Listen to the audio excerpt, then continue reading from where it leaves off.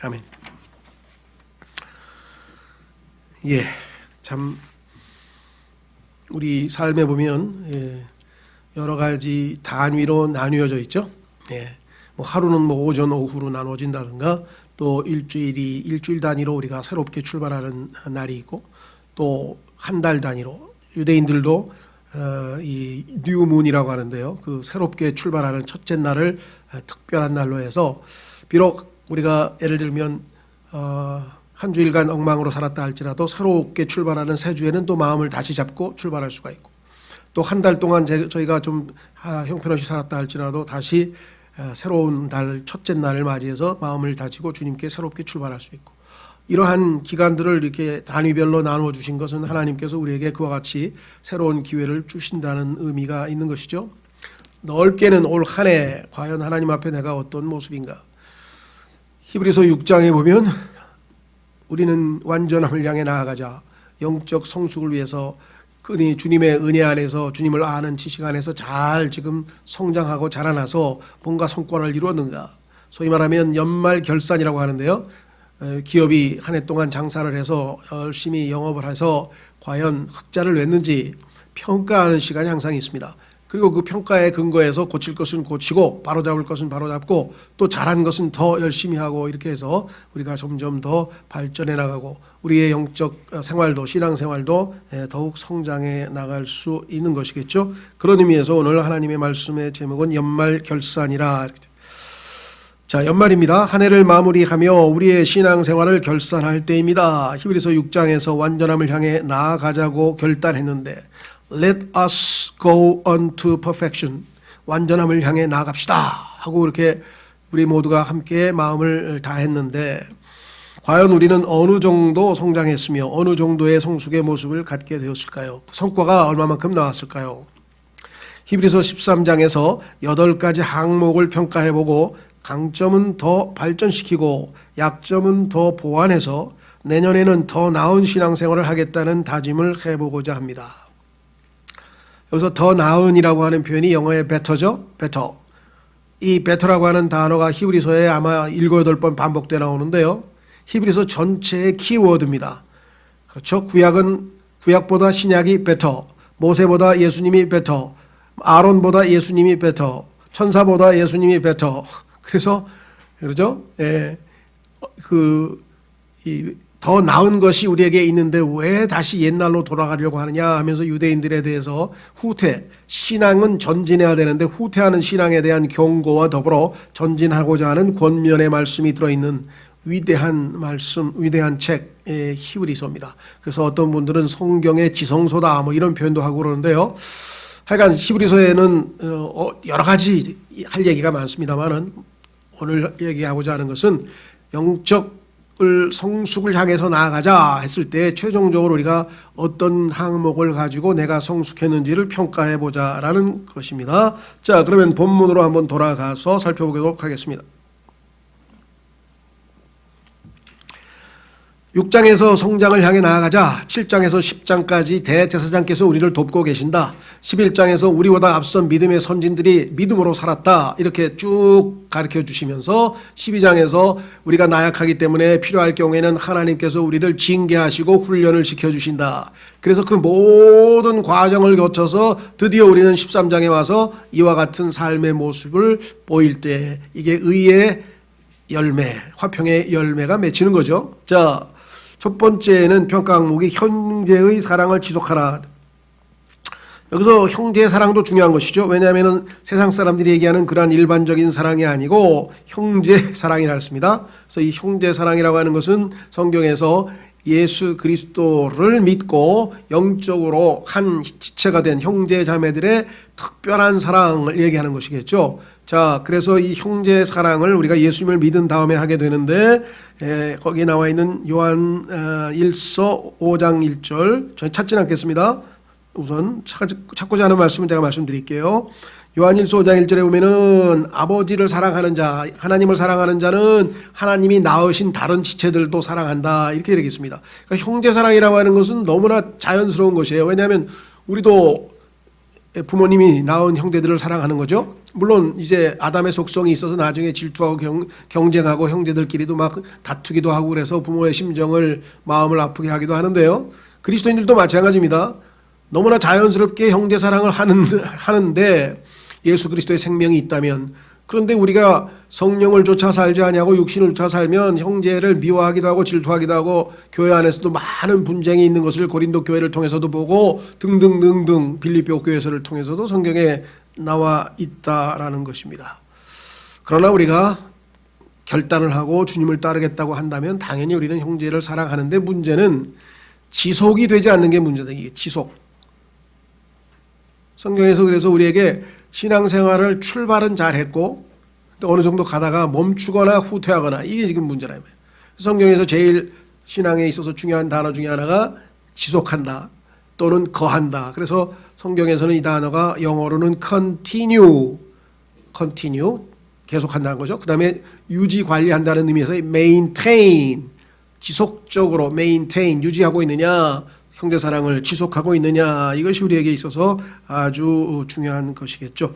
자, 이 형제사랑은 아까도 말씀드렸지만요, 성경에는 일반적인 모든 사랑, 뭐 남녀간의 사랑이 됐든 부모 사랑이 됐든 하여간 또 어떤 면에서는 나쁜 사랑도 있죠. 남녀간의 불륜도 사랑이라고 그러잖아요. 사랑에서 하여간 이 사랑을 전체적으로 넓게 표현하는 단어가 love예요. love란 단어는 모든 사랑을 다 포함해요. 그런데 그 중에서 그리스도인 간의 형제 사랑이라고 할 때는 다른 성경에서 사용하지 아니하는 킹제임스 성경에서만 사용하는 용어가 charity라는 단어가 있어요. charity.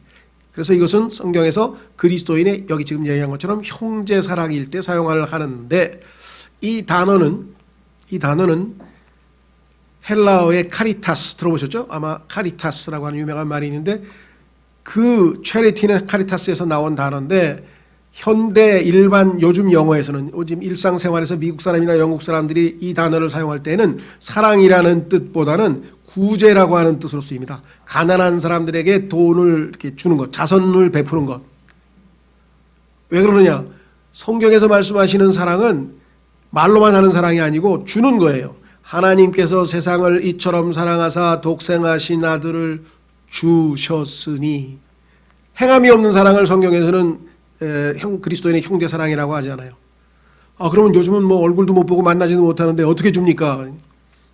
얼마든지 줄 수 있죠. 마음을 줄 수 있고 관심을 줄 수가 있고, 특히 그리스도인이 형제를 사랑한다면 시간을 내서 그 형제를 위해서 시간을 주는 거죠. 그래서 기도하는 거죠. 첫째.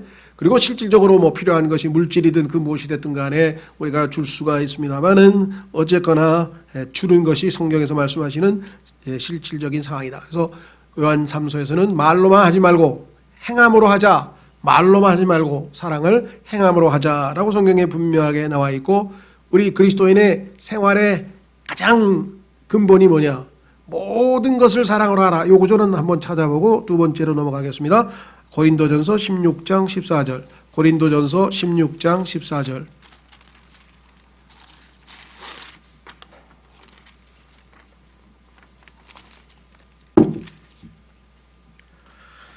고린도전서 16장 14절. 우리는 고린도전서 13장에서 그 유명한 사랑장이라고 하는 장이 들어있다는 사실을 잘 알고 있죠. 고린도 교회는 성경에서 가장 부패한 교회고 가장 영적으로 어린 교회고 그렇게 바람직하지 못한 교회인데 왜 사랑장이 들어가 있을까요?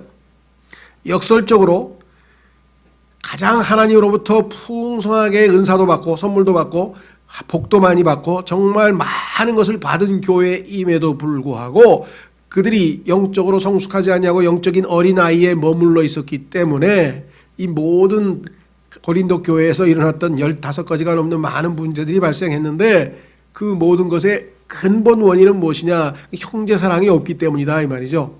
그래서 그 유명한 사랑이 부족하기 때문에 생겨난 것이기 때문에 사랑하라고 하는 의미에서 사랑장이 고린도전서 13장 가장 부패한 교회에게 보내는 편지에 들어있다는 것은 의미심장한 얘기다 이 말이죠. 모든 교회 안에서의 문제는 형제의 사랑이 부족해서 또는 지속되지 않아서 발생한다. 읽겠습니다. 16장 14절. 너희의 모든 일을 사랑으로 할지니라. 그 사랑이 굵은 글씨로 쓰여 있죠. 이 굵은 글씨로 쓰여 있는 사랑은 영어의 charity입니다. love가 아니고 구별하기 위해서 저희가 굵은 글씨로 이렇게 썼습니다. 자, 그래서 나는 형제 사랑을 실천했는가? 아니, 지속하고 있는가? 그래도 내가 1, 2월 달에는 그 형제 오랫동안 안 보이고 코로나 때문에 교회 얼굴도 못 나오고 애들 때문에 못 나왔나? 아니면 건강상 그래서 관심을 가지고 기도도 했는데 한 몇 달 지나니까 싹 잊어버리고 그 형제 잘 지내는지도 모르겠네. 기도 2번, 3번 할 수 있어요. 그런데 지속하고 있느냐 이게지. 지속하고 있느냐. 이것이 우리에게 첫 번째 평가 항목입니다. 그리고 저도 보면요, 한참 있다가 내가 그 형제의 기도 그만두고 지가 벌써 한 몇 달 된 것 같으네. 그만 갑자기 생각이 떠올라요. 그럼 회개하고 그 순간 다시 또 회개하고 기도해야죠. 그 순간에 뭐 어떡하겠어요. 지나간 일을. 두 번째, 친절한 대접. 친절한 대접. 히브리서 13장 2절, 나그네 대접하기를 잊지 말라. 이로써 어떤 자들이 알지 못하는 가운데 천사들을 대접하였느니라. 성경에 천사 대접한 케이스가 창세기 18장에 나오죠. 아브라함과 롯은 나그네를 대접했는데 알고 보니까 그들이 천사였더라. 성경에 나와 있죠. 글쎄요, 뭐 우리 시대에도 그런 일이 얼마든지 뭐 알게 모르게 있을 수도 있겠습니다만은, 자, 중요한 거는 대접한다. 이 대접이라고 하는 것은요, 첫째, 친절하게 대한다 이 말이죠. 친절하게 대한다. 그래서 여기서 친절한 대접이란 말을 썼는데, 성경에서 말하는 이 친절이라고 하는 것이 그게 쉽지가 않아요. 요즘에 소위 얘기하는 서비스 시대, 오늘날 우리가 1차 산업, 2차 산업, 그래서 이제는 뭐 3차 산업의 시대에서 서비스 산업이 어떤 국가의 경제를 좌우하기 때문에 엄청나게 많죠. 서비스업에 종사하는 사람이 제일 많죠. 그 중에서도 제일 힘든 사람은 이 감정 노동자들이 있잖아요. 이 전화로 이 상담하는 분이라든가 아니면 이 캐시 마트에서 이 계산해서 주시는 분이라든가 이런 분들은 막 너무나 많은 사람들에게 시달리고 그냥 막대하고 갑질당하고 그냥 또 막 그렇게 막 형편없이 대하고 예의도 갖추지 않고 뭐 이런 것들 때문에 굉장히 아주 이 감정이 노동 상하는데, 그들은 장사를 해야 되니까 소비자가 왕이라는 그러한 미명하에 계속 웃어야 되고 친절하게 해야 돼요. 그러니까 나중에 속이 터져가지고 속병이 걸리고 우울증이 걸리고 공황장애 걸리고 이렇게 돼. 그런 친절 말고 하나님의 사랑으로, 이 형제는 주의 자녀이기 때문에 하나님께서 구원시키시고 예수님이 사랑하는 형제이기 때문에 하나님께서 나에게 보이신 그 친절로 나도 친절하게 대하겠다. 디도서 3장 4절에 보니까 하나님의 친절과 사랑이 모든 사람에게 나타났다. 우리에게 하나님이 친절하게 대해주셨다 그랬어요. 여러분 생각해 보셨어요? 저는 그 마음이 너무나 와닿아요. 왜냐? 어떤 곳에 가서 사람을 대해서 뭐 물건을 사든지 아니면 질문을 하든지 뭘 상담을 하든지 무뚝뚝하게 그냥 대하면 나올 때 너무나 어색하고 기분이 이상한 거예요. 그런데 조금이라도 이게 상냥한 말로 친절한 말로 하면 얼마나 기분이 좋은지 몰라요. 그렇죠? 예수 그리스도께서 우리를 친절하게 대해주셨다. 이거 보통 일이 아니고요. 더더군다나 예수님은 우리에게 위로부터 내려오는 지혜가 있는데, 그 위로부터 내려오는 지혜의 특징 중 하나가 뭐냐면 간청을 하기가 쉬운, 다가가서 도움을 요청할 때 아주 친절하게 대해주시는 대하는 것이 바로 하나님께서 우리에게 주신 순수한 지혜의 특징이라고 야고보서에 기록되어 3장에 기록되어 있습니다. 그리스도인들이 여러분들 친절한 게 쉬운 것 같죠? 자기가 좋아하는 사람한테 친절할 수 있지. 자기가 마음에 드는 사람한테 친절한 거에 누가 못해요. 근데 나를 괴롭히고 힘들게 하고 보기만 하면 짜증이 나는데 그 사람에게 어떻게 형제로 친절해요? 가식적으로 할 수 있지. 저 사람이 싫어하면 안 되니까. 그게 아니라 믿음으로 하는 친절. 예수님께서 저 사람을 사랑했기 때문에 내 마음에 안 들더라도 나는 친절하게 대하겠다. 자, 그래서 친절한 대접, 에베소서 4장 32절로 가보겠습니다. 에베소서 4장 32절. 그리스도인들에게 실행적 삶을 권면하고 있는 에베소서 1장, 2장, 3장은 하나님께서 우리에게 주신 축복들을 설명하고 있는 교리, 4장, 5장, 6장에서 우리에게 실행을 가르쳐주는 책인데, 거기에 뭐라고 나와 있느냐, 이렇게 나와 있네요. 4장 32절, 4장 30절부터 보겠어요. 4장 30절부터 연결되는 내용입니다.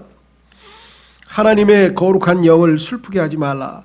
그분으로 말미암아 너희가 구속의 날까지 봉인되었느니라. 너희는 모든 쓴 것과 진노와 분노와 소리지르는 것과 비방하는 것을 모든 악의와 함께 버리고 서로 친절히 대하며 상냥한 마음을 품고 서로 용서하기를 하나님께서 그리스도로 인하여 너희를 용서하신 것 같이 하라. 서로 친절히 대하여. 그렇죠? 저도 자주 금년에도 여러 번 회개했는데요. 딱 전화가 왔는데 받기 싫은 전화. 이거 어떻게 해야 돼요? 막 갈등을 해요. 하나님, 그래도 받아야지. 내가 무시할 수는 없잖아요. 받습니다. 그래서 최대한 친절하게 하려고 하는데 그게 잘 안 돼. 그래서 결국은 형식적으로 겨우 하여간 해서 전화가 끊고 나면 성령님께서 너 지금 태도가 뭐야 그게? 그게 그리스도인으로서 태도가 맞는 거야? 이러면 할 말이 없어요. 회개해야. 믿음이 부족했습니다. 제가 믿음으로 얼마든지 친절하게 할 수 있었는데 정말 그러니까 성령 충만한 상태에 있으면은 그 순간에도 성령 충만한 태도를 보이는데 그래야지 못한 순간이 우리에게 너무 많더라 이 말이죠. 자, 그래서 우리는 나는 이번의 항목에 있어서 몇 점이나 받을 것이냐, 결산이 플러스냐 마이너스냐, 내 모습이 작년보다 더 나으면 흑자고 작년보다 더 못하면 적자겠죠. 그래서 잘 빨리빨리 회복시켜야 되겠죠. 그래서 형제의 친절이 베드로후서 1장에 보면은 우리의 신앙 등급 믿음에서 시작해서 믿음, 그다음에 덕, 그다음에 지식, 인내, 경건 쫙 올라가다 마지막 7번째 가서 뭐예요? 형제의 친절. 그리고 마지막이 사랑이에요. charity. 그러니까 형제의 친절은 상당히 자연스럽게 내가 정말 주님을 사랑하기 때문에 내 마음에 안 드는 사람에게도 친절하게 대할 수 있는 그런 모습으로 변화됐다면 그건 대단히 아주 영적으로 성숙한 거죠. 세 번째는 동정심인데요. 3절로 가보겠습니다. 결박 중에 있는 자들을 기억하되 그들과 함께 결박당한 것 같이 기억하고 너희 자신도 몸 안에 있은즉 역경당하는 자들을 기억하라. 결박이든 질병이든 하여간 뭔가 육체적인 고통 중에 있는 사람들을 기억하라 이거죠. 이 세상에서 제일 이 땅에서 괴로운 게 뭡니까? 아픈데 거기다가 외로워. 아무도 그걸 알아주는 사람도 없고 위로해 주는 사람도 없고 그럼 얼마나 힘들어요. 그렇죠? 지금은 정말 안타깝게도 코로나 때문에 병문안도 지금 다 가족도 뭐 그냥 한 명밖에 안 된다 그러는 정도 지금 아주 심각한 상태가 돼서 뭐 암 걸리시고 아프시고 이런 분들에게도 참 제대로 병문안도 지금 못 가는 시대가 돼서 너무나 안타깝습니다만은 어쨌거나 중요한 거는 이 육체적인 고통 중에 있는 사람들에 대해서 우리는 동정심을 갖고 어려운 처지에 있는 사람들에게 함께 아파한다. 이 동정심이라고 하는 영어의 단어는 여러분 유명한 compassion이죠. 유명한 그 NGO도 compassion이라고 하는 단체가 있잖아요.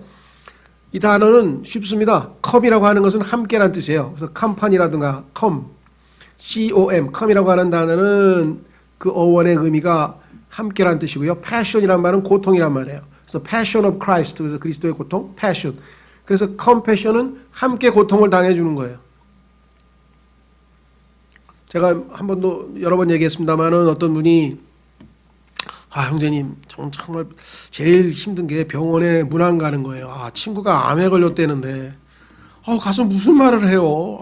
정말 할 말도 없고 가면 그냥 멍청하게 있다가 참 뭐라고 얘기할 것도 없고 그래서 그냥 그게 굉장히 힘드네요. 그래서 어떻게 해야 돼? 형제님 같은 분들이 병문안을 가야 됩니다. 가서 딴 거 없어요. 그냥 손잡고 같이 울어주면 되는 거예요. 같이 슬퍼하고 참 안 됐다. 그렇죠? 어떤 사람은 병문안 가가지고 뭐예요? 야, 너 혹시 하나님한테 무슨 큰 죄 진 거 있냐? 그게 요배 친구들 같은 사람이 있어요. 내가 어째 불안하더라. 하나님한테 한 대 얻어 맞을 것 같더라니까 네가 행동하는 게. 빨리 회개. 이런 사람 없겠지만 제가 단순화시켜서 좀 얘기하면 예를 들면 컴패션은 뭐예요? 가서 함께 고통당하는 거예요. 얼마나 힘드니 얼마나 아파. 나는 뭐 할 게 없다. 정말 너 위에서 기도밖에 못하겠어. 정말 잘 이겨낼 수 있으면 좋겠어 하고 그냥 손 붙잡고 약간 같이 울고 우는 자와 함께 우는 것, 그게 동정심이죠. 하나님께서 우리가 아파하고 힘들고 고통당할 때 우리에게 merciful, 긍휼을 베푸시고 동정심을 베푸신다는 사실을 우리가 생각한다면, 우리가 예수 그리스도의 마음을 조금이라도 가지고 있는 사람이라면 어렵고 힘든 사람에 대해서, 그렇죠? 지금 뭐 교회 형제 자매들은 말할 것도 없고 지금 이 땅에 막 정말 너무나 동정을 받아야 되고 위로받아야 되는 사람 천지 아닙니까? 지금 일자리 잃은 사람, 뭐 하여간 뭐 코로나 때문에 고통당하는 사람 뭐 어마어마하게 지금 많이 있는 것 같아요. 자, 그래서 특히 야고보서 1장 20절, 27절 한 구절 읽고 넘어갑니다. 다음 테마로 3번의 항목은 그리스도인이라면 정말 깊이 생각해야 될 항목이죠. 야고보서 1장 27절,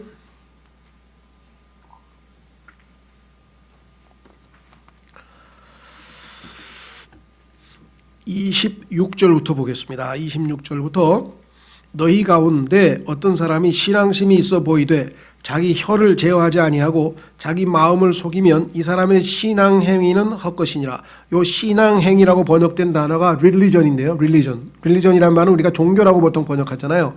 근데 왜 종교라고 번역을 안 했냐? 종교가 부정적인 의미로 우리가 많이 써요. 종교는 형식적인 거고 중요한 거는 믿음이다. 뭐 이렇게 해서 이 복음 교회에서는 그런 얘기를 많이 쓰다 보니까 이것을 할 수 없이 의역을 해서 신앙행위라고 했는데요. 성경에서는 종교가 형식적인 그런 종교도 있지만 순수한 종교도 있어요. 옳은 좋은 종교도 있어요. 거기 써 있잖아요. 27절. 하나님 곧 아버지 앞에서 순수하고 더럽지 않은 신앙행위, 즉 순수하고 더럽지 않은 종교가 있어요. 그건 뭐냐? 종교행위는 이것이니 즉 고난 중에 있는 아버지 없는 자들과 과부들을 돌아보고, 이 세상에서 하나님 보시기에 제일 불쌍한 사람은 남편 없는 사람하고 아버지 없는 사람이에요. 왜? 하나님께서 이 두 사람을 보호자로 세웠으니까. 여자를 보호하는 그렇죠?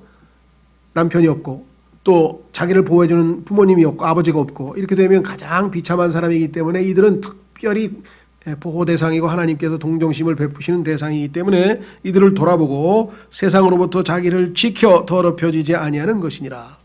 이것이 순수하고 더럽혀지지 않는 올바른 종교라고 성경에 말씀했는데, 특별히 오늘 히브리서 13장에서는 불쌍히 여기는 것, 아픈 사람과 함께 아파하고 우는 사람과 함께 우는 것을 말씀하고 있죠. 나는 과연 그렇게 내 마음이 준비되어 있는가? 네 번째, 그렇다면 우리가 정말 이런 사람들이 얼마나 많은지 이 사람들을 위해서 더 안타까운 마음으로 간절하게 기도를 해야 되겠죠. 자, 히브리서 13장에서 오늘 우리가 살펴보아야 될 네 번째 항목은 무엇인가? 네 번째 항목은 이렇게 되어 있습니다. 4절. 결혼은 모든 것 가운데 존귀한 것이요 잠자리는 더럽히지 말아야 하거니와 음행을 일삼는 자들과 간음하는 자들은 하나님께서 심판하시리라. 오늘날 아마 이런 얘기를 하면 아마 이 땅에 있는 현대인들은 정말 아주 질색팔색하겠죠. 개인의 자유를 침해하는 아주 구시대적, 아주 구태적인 이야기를 하고 계시는군요. 아마 이럴 거예요. 오늘날 이런 얘기를 하면. 안타깝지만 이것이 얼마나 우리에게 중요한지, 하나님께서도 우리 그리스도인들을, 유대인들은 자신의 하나님의 아내라고 했고 예수 그리스도는 우리를 자신의 신부라고 했다면, 우리가 이 땅에서도 얼마나 이 결혼 생활을 존귀히 여겨야 되고 순결을 지켜야 되는가. 그래서 성경에 보니까 뭐라고 되어 있느냐, 이 하나님의 뜻이다 이렇게 되어 있어요. 한번 확인해 보겠습니다. 데살로니가 전서 4장 3절. 데살로니가 전서 4장 3절. 오늘날 이 혼란의 시대, 특히 이 성도덕이 아주 문란한데도 불구하고 그것이 전혀 이상스럽지 않고 너무나 아주 사람들이 둔감한 이 시대에 있어서는 정말 그리스도인이 깨어있지 아니하면 아주 이런 세상적 사고방식에, 이 세상적 트렌드에 말려 들어가 버릴 수가 있습니다. 성경에 보면은 분명하게 데살로니가 전서 4장 3절에 하나님께서는 우리가 거룩히 구별되는 것이 하나님의 뜻이다라고 기록을 해 주셨죠. 데살로니가 전서 4장 3절에 하나님의 뜻은 이것이니 곧 너희가 거룩히 구별되는 것이라. 너희는 음행을 삼가고 너희 각 사람이 거룩히 구별됨과 존귀함으로 자기 그릇을 소유할 줄 알되.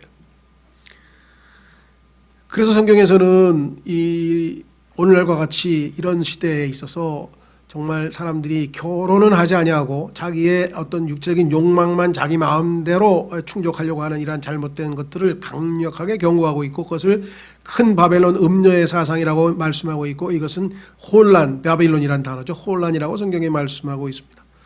그래서 우리는 이 문제에 있어서 정말 잘 간직하지 않으면 안 됩니다.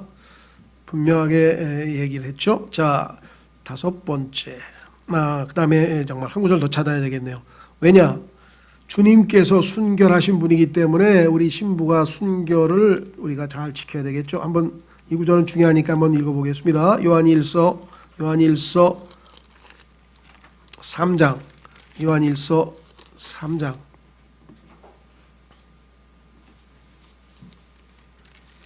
요한일서 3장 1절에서 3절까지에 보면은 이렇게 기록되어 있습니다. 보라, 아버지께서 어떠한 사랑을 우리에게 베푸사 우리가 하나님의 아들들이라 불리게 하셨는가. 그런즉 세상이 우리를 알지 못함은 세상이 그분을 알지 못하였기 때문이라. 사랑하는 자들아, 이제 우리는 하나님의 아들들이니라. 우리가 앞으로 어떻게 될지는 아직 나타나지 아니하였으되 그분께서 나타나시면 우리가 그분과 같게 될 줄 아노니 이는 우리가 그분을 그분께서 계신 그대로 볼 것이기 때문이라. 그분 안에서 이 소망을 가진 자마다 그분께서 순결하신 것 같이 자기를 순결하게 하느니라. 5번째 테마는, 5번째 우리가 결산해야 될 항목은 만족입니다. 만족. 오늘날 소위 말하면 자본주의 시대에 살고 있고, 더더군다나 신자유주의라고 하는 이 사상이 온 세계를 휩쓸어서 이 아주 물질적인 부에 대한 욕구가 말할 것도 없습니다. 예전에는요, 뭐 아주 요즘 말을 갖다가 꼰대 얘기인 것 같지만, 예전에는 돈 놓고 돈 먹기 뭐 이런 거 하면은 사람들이 그렇게 긍정적으로 보지 않았어요. 막 돈에 아주 그냥 거의, 죄송합니다, 막 환장하지요. 요즘에는 거의 미쳐요. 아주 그냥 돈 버느라고. 그러니까 뭐 주식도 주식이 잘못됐다는 건 아닙니다. 주식은 얼마든지 건전한 겁니다. 자본주의에 있어서 투자를 유치하는 아주 건전한 좋은 제도인데, 그거를 잘못된 방식으로 활용해서 투기화시키고 그것을 돈을 벌려고 하는 욕심의 도구로, 욕심을 충족시키는 도구로 사용한다면 그건 완전히 잘못된 것이고요. 어쨌거나 하여간 지금 보면은 말도 못하는 그러한 이 탐욕이 지배하고 있는 시대에 지금 우리가 살고 있다. 그렇죠? 자, 그래서 이 만족이라고 하는 것은 이 시대에 아마 거의 찾아보기 힘든 미덕인 것 같아요. 자, 뭐라고 했나 한번 확인해 보겠습니다. 히브리서 13장. 오늘 본문 말씀해 보니까 뭐라고 했는가 하니, 너희의 행실을 탐욕이 없게 하고 너희가 가진 것들로 만족하라. 성경에서는 이 시대 그리스도인들에게 하나님께서 디모데전서 6장에서 먹을 것과 입을 것이 있은즉 만족하자 이렇게 얘기를 했습니다. 그런데 여기도 마찬가지, 그분께서 이르시되 내가 결코 너를 떠나지 아니하고, 왜? 하나님께서는 우리에게 함께 하셨어요. 버리지 아니하시리라 하심으로, 그러므로 우리가 담대히 말하되 주는 나를 돕는 분이시니 사람이 내게 무엇을 행하든지 내가 두려워하지 아니하리라 하노라. 이 땅에서 하나님께서 내 생명을 보존하시고 먹을 것과 입을 것을 주시고 이 땅에서 삶에 필요한 모든 필요를 채워주시는 분이시기 때문에 우리는 하나님께서 나에게 주신 것들을 가지고 만족한다. 열심히 일해서 하나님께서 나에게 주시는 보상, 그것이 월급이 얼마가 됐든 보상이 얼마가 됐든 그걸 가지고 만족하고 사는 삶이 하나님께서 기대하시는 삶이다. 아무리 많이 가져도 만족 못하면 그거는 불행한 거죠. 세계 최고의 부자가 만족하십니까? 아니요. 왜 그러니까 조금만 더 벌고 싶습니다. 미국인의 대부분도 그랬대요. 미국 사람들에게 그 설문지를 돌렸더니 지금 현재 생활에, 보수의 경제 생활에 만족하십니까? 그러니까 아니요. 90%가 아니요. 그러니까 조금만 더 벌고 싶어요. 다 불행한 거죠. 그런데 현재 하나님께서 나에게 주신 것에 대해서 내가 열심히 일했더니 하나님께서 이만큼 보상해 주셨다. 거기에 대해서 내가 만족합니다. 라는 마음 자세를 하나님께서는 기대하고 계신다. 그랬습니다. 그런데 우리가 살다가 보면 만족하지 못할 때가 있어요. 왜? 필요한 게 있는데 없잖아요. 내가 꼭 필요한 게 있는데 없다. 그럼 어떻게 돼요? 모든 필요를 채워주시는 하나님께 구하라 그랬잖아요. 하나님, 제가 이게 꼭 필요합니다. 그런데 지금 내 현재 능력을 가지고는 도저히 이것을 감당할 수가 없습니다. 그 필요를 꼭 채워주십시오. 어떤 방법으로든지. 제가 또 옛날 얘기해서 죄송한데 기억나는 게 그거밖에 없네요. 예, 스페인에서 유학 시절에 교제했던 형제 하나가 와서 뭐라고 얘기를 하더니 나보고, 형제님, 저는 카메라가 꼭 필요해요. 아, 그러세요? 아유, 어떡하죠? 근데 없대. 다음 주에 만났더니 카메라를 들고 왔어. 어휴, 카메라 어디서 났어요? 아, 그래서 하나님께 기도했죠. 하나님, 이게 꼭 필요해요. 그랬더니 필요를 채우시는 하나님이 필요하다고 인정하시고 주셨네요. 너는 어떠세요? 하나님, 제가 10억이 꼭 필요합니다. 그럼 하나님이 설득이 안 되셔. 왜 필요한데? 그랬더니 제가 좀 아파트를 늘리고 싶어서. 만족하거라. 지금 살고 있는 데서 만족하거라. 하나님의 대답은 거의 다 뭐야? 만족하거라. 이게. 정말 필요하면 하나님이 기도도 안 했는데 먼저 주실 수도 있어요. 정말 그게 필요하면, 그렇죠? 예. 하여간 저도 스페인에서 한 2년 사니까 굉장히 힘들더라고요. 외롭고 힘들고. 또 문화적도 뭐 분위기도 다르고. 그래서 강대상에 거기는 이 카페트가 깔려 있었는데 여기 옆에 가지고 엎드려 가지고 한 6개월 동안 하나님, 한국에 가면 아내를 주시옵소서 그랬더니 진짜 얼마 되지 않아 가지고 바로 아내가 생겼잖아요. 필요를 설득시키래. 하나님, 이거 정말 필요해요. 근데 대부분의 사람들은 설득이 안 돼. 그건 네가 필요한 거고, 내가 보니까 욕심이 안 필요해 너 그거. 그냥 다 있는데 또 달라 그러면 하나님께서 주시겠어요? 사실 지금은 필요 이상으로 훨씬 더 많이 주셨죠. 만족 못하는 우리의 욕심이 문제인 것이겠죠. 자, 그 다음에 6번째는 확신입니다. 아까 우리 6절에 읽었죠. 하나님께서는 어떤 분이시라 그랬습니까? 하나님께서는 어제나 오늘이나, 거기 뭐라고 써있나 다시 한번 확인해 보겠습니다. 8절에 예수 그리스도는 어제도 오늘도 영원토록 동일하시니라 그러면서 6절에 이렇게 나와 있죠. 주는 나를 돕는 분이시다. 어떠한 상황에서도 도움을 받을 수 있죠. 그러니까 사람이 내게 무엇을 행하든지 내가 두려워하지 아니하리라. 이 세상에 있는 사람이 나를 칼을 들고 죽이려고 한다고, 심지어는 그렇다고 하더라도 두려울 필요 없어. 왜? 그 순간에 하나님께서 만약에 내가 죽는 것을 허락하셨다면 죽는 것이 이익이라고 하는 하나님 말씀대로 나는 순간으로 이 땅에서 주님께로 가서 편안하게 안식하고 기쁨으로 주님께 영광을 돌릴 테니 뭐가 두렵겠습니까? 그렇죠? 그래서 이 땅에서 우리 그리스도인들은 하나님께서 나는 절대로 버리지 않으신다. 자신의 아들을 내어주셔서 구원하셨기 때문에 구원을 영원히 확고하게 보장해 주신다. 이 땅에서의 나의 삶이 육체적인 결핍, 무슨 물질이 부족해서나 뭐 질병에 걸려서 죽게 하시고 내버려 두지 아니하시고 나를 지켜 보호해 주신다. 라고 하는 확실한 그러한 확신을 가지고 이 땅에 살아야 되는데, 이스라엘 백성들처럼 우리 가운데 하나님 계신겨 안 계신겨? 의심을 하잖아요. 자기들이 원하는 대로 안 됐다고 금방 생각하는 게 하나님 안 계신 거 아닌 거? 그리스도인들도 어떤 사람은 그래요. 아니 3년을 기도했는데 응답을, 하나님 안 계신 거 아닙니까? 뭐 이러고 오는 사람이 있어요. 그래서 내가 30년 기도하고 그 다음에 다시 오세요. 30년 기도해가지고 응답받은 사람도 있는데 3년 기도해가지고 뭘 자, 한 구절 더 찾고 7번으로 가겠습니다. 디모데후서 1장 12절. 우리가 왜 확신을 가질 수가 있느냐? 바울도 이렇게 고백했잖아요. 바울 고백처럼 우리도 고백할 수 있어요. 디모데후서 1장 12절.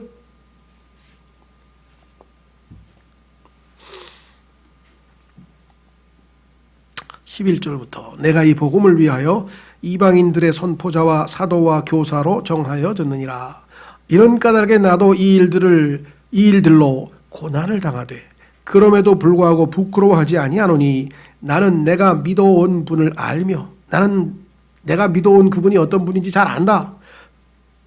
그분은 나를 지키실 분이다. 그분은 거짓말하실 수 없는 분이다. 그분은 약속을 지키시는 분이다. 그분은 아주 자비로우신 분이시다. 그게 다 안다 이 말이에요. 그래서 또 내가 그날을 대비하여 그분께 맡긴 것, 내 혼, 나의 생명, 내 혼, 내 존재를 그분께서 능히 지키실 줄 뭐라고요? 확신하노라. 근데 여러분 삶에서 혹시 하나님이 날 버리신 거 아닌가? 혹시 하나님께서 뭐 이런 의심들을 포함해서 여러분들이 확신에 있어서 과연 몇 흑자 아니면 적자, 어느 정도의 확신을 가지고 여러분들이 계속해서 신앙생활을 하는지 한번 평가를 해보시기를 바라고요. 7번째, 중보기도. 자, 7절 8절로 가면은요, 여기서는 기도란 말은 나오지 않았지만 기억이라고 하는 표현이 나와 있죠. 말씀의 사역자들에 대해서 얘기하는 말씀인데요. 이렇게 되어 있네요. 7절에 하나님의 말씀을 너희에게 일러주고 너희를 다스리는 자들을 기억하며 그들의 행실의 결말을 깊이 살펴보고 그들의 믿음을 따르라. 중요하죠? 자, 그들은 무조건 따르는 거 아닙니다. 마태복음 23장에 보면은 바리새인들이 서기관들이 하는 짓을 딱 보더니 예수님께서 그들이 한 말은 잘 따르고 그들의 행실은 본받지 말거라. 왜? 행실대로 안 하니 말대로 안 하잖아요, 그 사람들. 그렇죠? 그 설교자도 마찬가지죠. 그렇죠? 예. 설교자도 한 말이 하나님의 말씀에 부합되면 잘 따르면 되는데 중요한 거는 그들의 믿음을, 그 설교자, 즉 사역자의 삶을 본으로 삼으려면 그들의 행실의 결말을 깊이 살펴보고 이걸 안 했기 때문에 이만희를 따라다니고 무슨 문선명을 쫓아다니고 그냥 그 사람들의 행실을 보면 뻔한 거 아니에요? 지들이 하나님이처럼 그냥 막 군림하고 막 성경에 어긋나는 짓을 그냥 밥 먹듯이 했는데 그런 행실을 왜 따라가냐고요. 예? 그래서 설교자들은 항상 행실에 조심해야죠. 그래서 여러분도 마찬가지예요. 저를 봐서도 아, 저 사람은 설교는 저렇게 하는데 행동은 안 따라야 되겠구나. 그렇게 해야죠. 무조건 목사를 따라간다? 그건 아니죠. 그 사람이 한 말씀이 성경에 맞으면 그 말씀은 수용하는 거예요. 그렇죠? 자, 그래서 여기 보시면은 중보기도는 뭐냐면 이러한 사람들이 행실로도 본이 되어서 정말 올바르게 사역하도록 어떻게 돼요? 기도해 주라 이 말이에요. 중보기도. 바울도 기도 부탁을 하잖아요. 로마서 15장 한번 확인해 보겠습니다. 바울의 기도 30절. 로마서 15장 30절. 바울은 다른 지체들을 위해서 열심히 기도했습니다. 그리고 자기도 기도 부탁을 합니다. 이것이 그리스도인의 진정한 영적 교제죠. 로마서 15장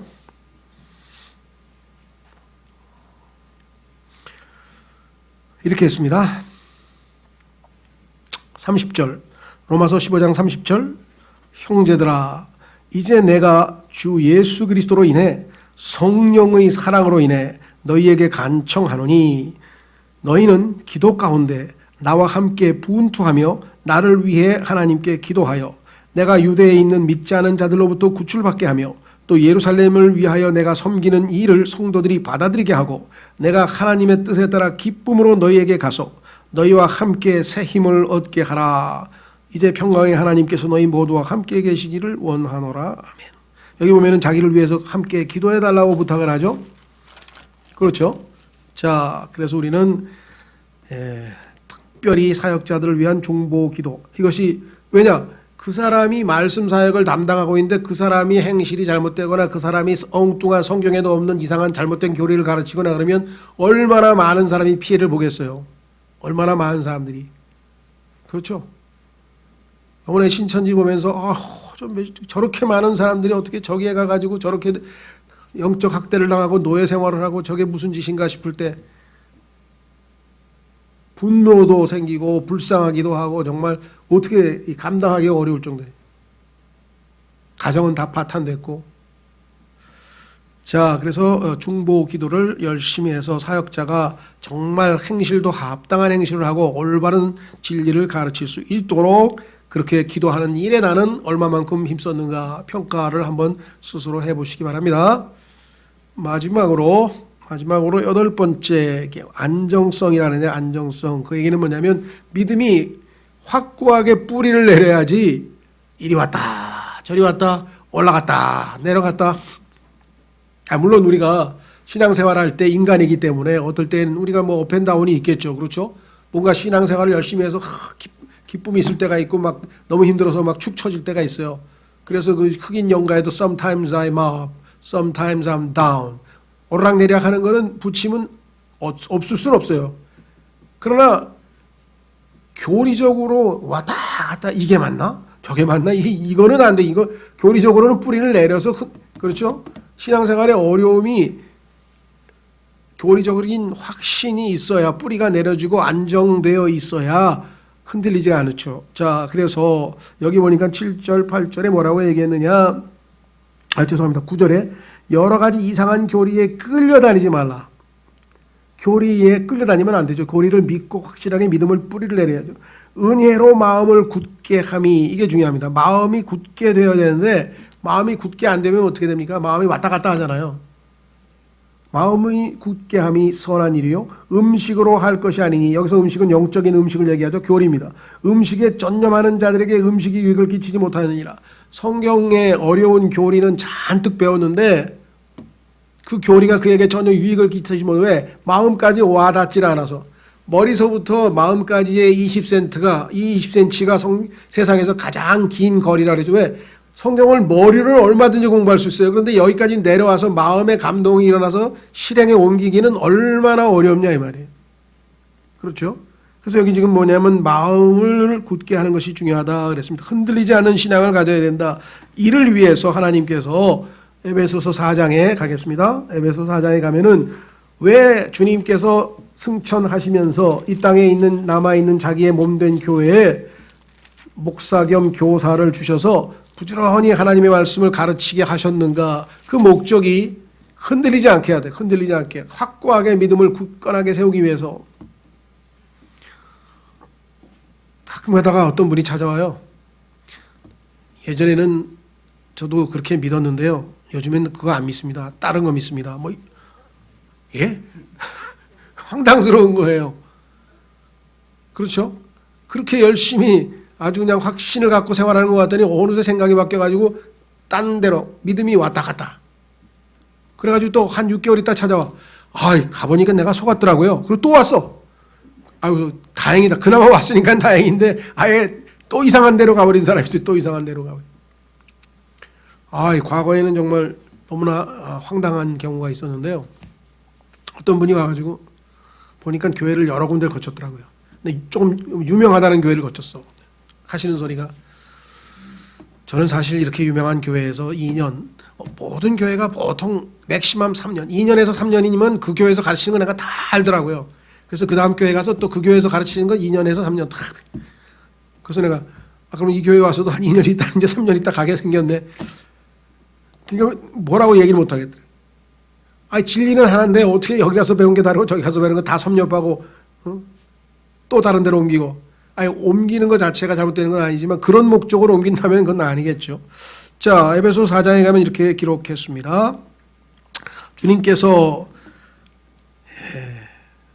11절 그분께서 더러는 사도로, 그렇죠? 그분께서 더러는 사도로, 더러는 대언자로, 더러는 복음 전도자로, 더러는 목사 겸 교사로 주셨으니, 승천하시면서 이런 은사들을, 선물들을 교회에 주셨는데 이것은 성도들을 완전하게 하고 섬기는 일을 하게 하며 그리스도의 몸을 세우게 하려 하심이라.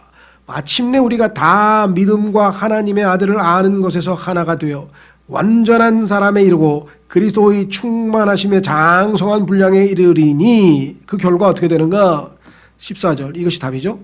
이것은 우리가 이제부터 더 이상 아이가 되지 아니하여 사람들의 속임수와 몰래 숨어서 속이려 하는 자들이 사용하는 간교한 술수로 말미암아 교리의 모든 바람에 이리저리 흔들려 밀려다니지 아니하고, 확고하게 뿌리를 내렸다 하면 이리저리 밀려다니지 아니하고 오직 사랑 안에서 진리를 말하며 모든 일에서 그분 안에서 이르도록 성장하게 하려 함이라.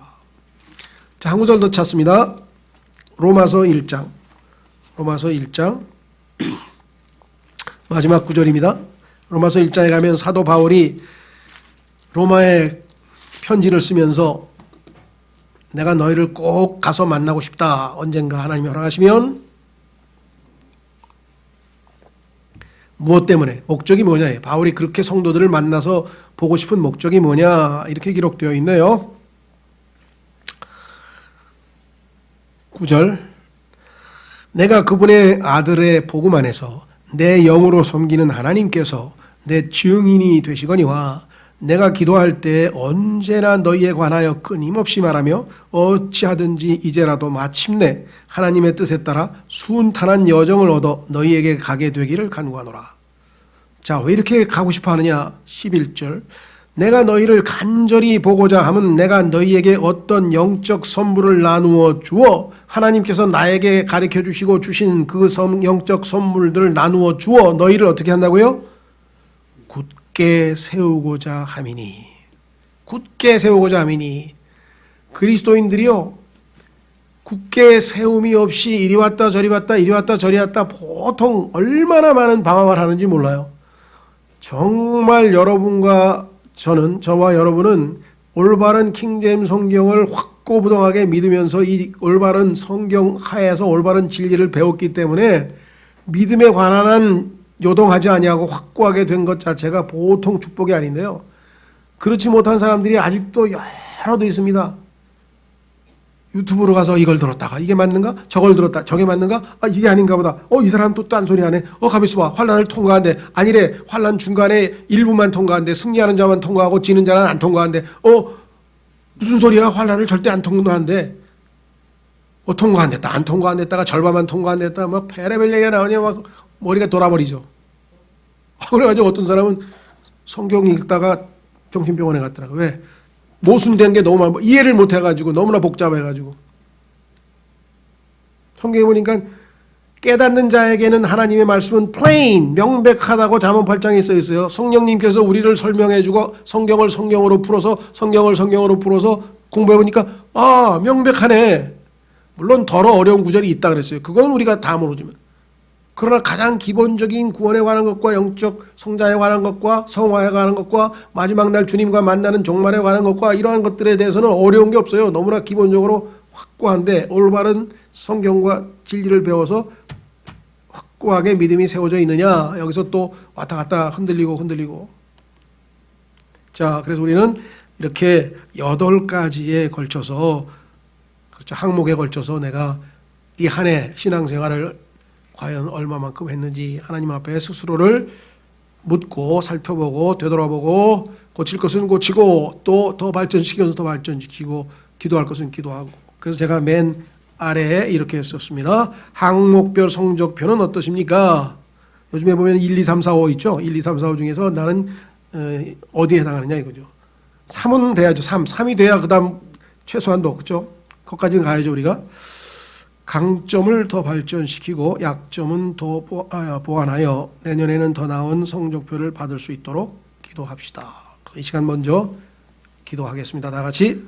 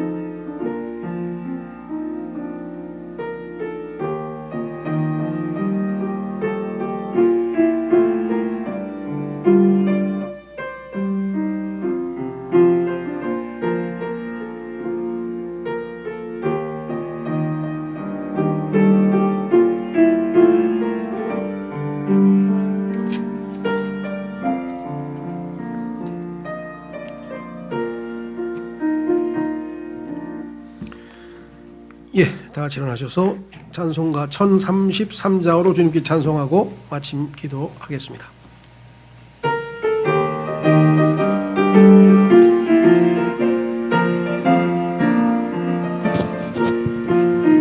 세상 모든 수고 끝나 우리 장막 벗고서 모든 근심 걱정 사라진 뒤에 주를 뵙고 성도 함께 빛난 관을 쓰리라. 모든 싸움 마친 후 성도들이 함께 모여 기뻐 노래하리라. 새 예루살렘 새 예루살렘 호산나를 높이 불러 왕의 왕을 맞으리. 새 예루살렘에서 가는 길이 외로워도 주 날 붙드시리니 시험 환난